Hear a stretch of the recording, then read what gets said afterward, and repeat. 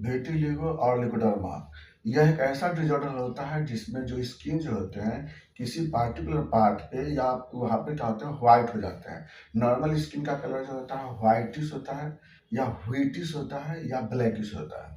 लेकिन अगर किसी स्किन का कलर आपको वहाँ पे अगर व्हाइट पैच में मिल जाता है कहीं पे तो उसको लिकोडर्मा या विटिलिगो बोलते हैं। दोनों एक ही चीज़ होती है उससे। पता क्या है, देखिए नॉर्मल में क्या होता है कि एपिडर्मिस का जो बेसल लेयर होता है यहाँ पे होता है एक मेलानोसाइट सेल होता है। मेलानोसाइट सेल जो होते हैं वो क्या बनाते हैं, मेलानिन बनाते हैं। मेलानिन क्या करता है कि जो एपिडर्मिस के केराटिनोसाइट सेल को पिगमेंटेशन कर देता है। तो डिपेंड करता है जितना ज्यादा मेलानिन बनेगा ना उतना ज्यादा क्या होगा, पिगमेंटेशन होंगे। तो अगर मेलानिन अगर नॉर्मल बना या कम बनेगा तो स्किन व्हाइटिश होते हैं। अगर बाय द वे उससे थोड़ा ज्यादा बनता है तो व्हीटिश होते हैं और बहुत ज्यादा बनता है तो ब्लैकिश होते हैं। तो डेली ट्यूब वेराइटीज का होता है स्किन कलर होता है। लेकिन कभी कभी क्या होता है ना कि किसी पेशेंट में किसी कारण से मेलानिन बनना बंद हो जाता है किसी पार्टिकुलर पार्ट से, तो उस कंडीशन में वहाँ का जो कलर जो होता है वह व्हाइट हो जाता है, जिसको हम लोग क्या बोलते हैं, विटिलिगो या लिकोडर्मा बोलते हैं। ये कंडीशन जो होते हैं बॉडी के किसी पार्ट पे हो सकते हैं, एक पार्ट पे हो सकते हैं, मल्टीपल पार्ट पे डेवलप कर सकते हैं। अब मेलानिन बनता क्यों नहीं है, तो इसके पीछे दो रीजन होता है। एक होता है ऑटो इम्यून डिजीज होता है, दूसरा होता है कोई दूसरा फैक्टर कारण होता है, या तो केमिकल होता है या ट्रॉमा होता है। तो यही तीन वेराइटीज के यहाँ पर हम लिकोडर्मा का कॉज देखते हैं। एक में क्या देखते हैं, मेलानिन का एंटीबॉडी नहीं बनता है।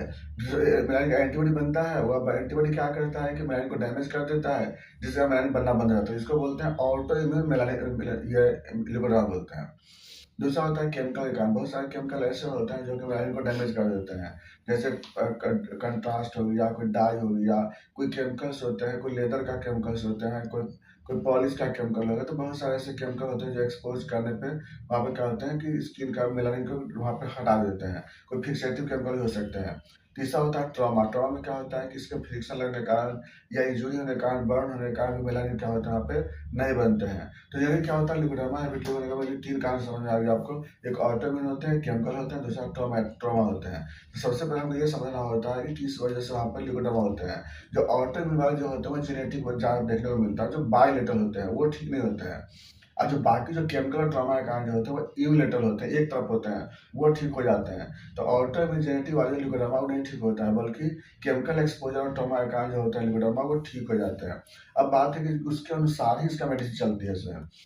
जब तो मान लीजिए केमिकल है या कोई ट्रॉमा है तो उसके अनुसार देख करके हम लोग क्या करते हैं, उसको मेडिसिन देते हैं। चाहे वो किसी भी तरह का मेडिसिन, चाहे वो आर्सेनिक हो या फिर सोरल है या फिर नेप्टाम्यूर है या फिर सल्फर है। तो कई तरह की मेडिसिन होती है, लेकिन डिपेंड करता है उसके कंडीशन पे।